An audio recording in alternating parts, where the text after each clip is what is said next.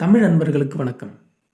இன்று நாம் பார்க்க போகும் தலைப்பு வாழ்வியல் நெறிகள் என்ற புத்தகத்திலிருந்து விடியலை நோக்கி விரைந்திடு.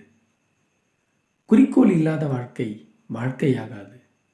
உரிமையை தட்டி கேட்காமல் இங்கே எதுவும் கிடைக்காது. உரிமைக்கு உரக்க குரல் கொடு தம்பி பயலே, இந்த உலகத்தின் முன் தலை நிமிர்ந்து நின்றிடு தம்பி பயலே. அழுத பிள்ளைதான் பால் குடிக்கும், ஆழமாக உழுத நிலம்தானே பலனை கொடுக்கும்.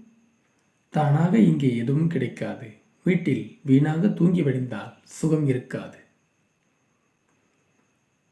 நாளை என்பது விடியல் வரும் வரையில். அழகான பூஞ்சோலை என்பது மலர்கள் பூத்து குலுங்கும் வரையில். உழைப்பென்பது உடலில் தெம்பு உள்ள வரையில். அண்டி பிழைப்பவன் உலகத்தின் முன் கோழை உயிருள்ள வரையில். விடியலை நோக்கி விரைவாய் நடைபோடு. இறைவன் படியளப்பான் என்பதை தம்பி மறந்துவிடு. அடிமேல் அடி அடித்தால் அம்மியும் நகரும். கடின உழைப்பே வெற்றியை அள்ளித்தரும்.